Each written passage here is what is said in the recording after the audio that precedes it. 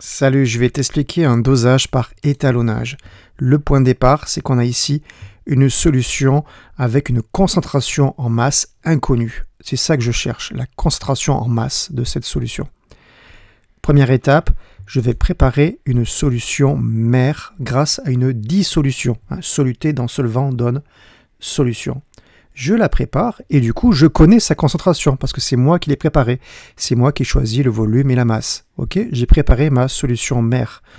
Pourquoi je parle de mère d'ailleurs? Parce que maintenant, il va y avoir des filles par dilution.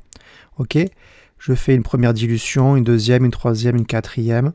Donc là, tu vois, c'est de plus concentré au moins concentré. Voilà, j'ai préparé mes solutions étalons, c'est le mot, par dilution. Et évidemment, toutes ces solutions, je connais leur concentration parce que c'est moi qui les ai préparées, c'est moi qui ai mis le protocole en place. Maintenant, première méthode, c'est celle de l'échelle de teinte. C'est-à-dire, tu vois, comme c'est une solution ici qui est colorée, je vois que c'est du plus foncé au moins foncé. Donc maintenant, je prends ma solution inconnue de cette espèce colorée et je vais comparer. Est-ce que c'est entre la 1 et la 2, entre la 2 et la 3 et la 4? Ah oui, ça veut dire que je vais faire un encadrement. Je sais maintenant que la concentration en masse de ma solution, elle est comprise entre la concentration de la 3 et la concentration de la 4. Voilà, ça, c'est l'échelle de teinte. C'est pratique, ça marche très bien, mais évidemment, c'est qu'un encadrement. Maintenant, si on veut une valeur plus précise, on va utiliser ce qu'on appelle un dosage avec une courbe d'étalonnage. Alors, le point de départ, c'est comme tout à l'heure. J'ai ma solution de concentration inconnue, et je prépare la solution mère et les filles pour faire les solutions étalons. Sauf que maintenant, je vais faire un tableau. Je vais faire un tableau où je vais noter donc mes solutions et pour chacune d'entre elles, la concentration en masse, parce que je les connais. Ok, j'écris ça.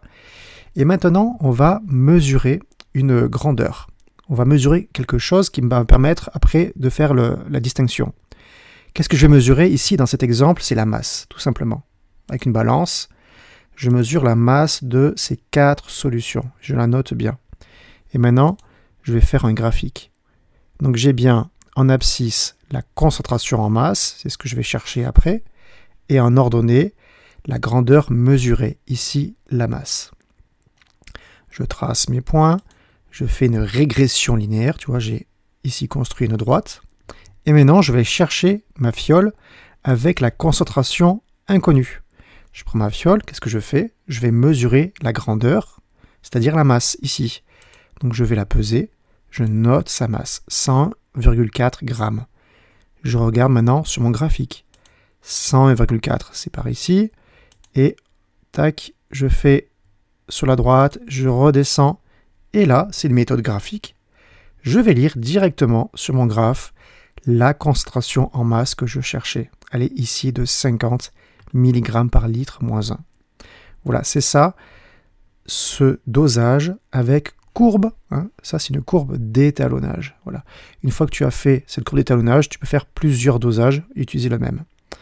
Voilà, j'espère que ça t'a aidé à bien comprendre cette méthode qui est super importante de la seconde à la terminale. Voilà, n'hésite pas à mettre un petit pouce, à t'abonner pour dire merci et à une prochaine.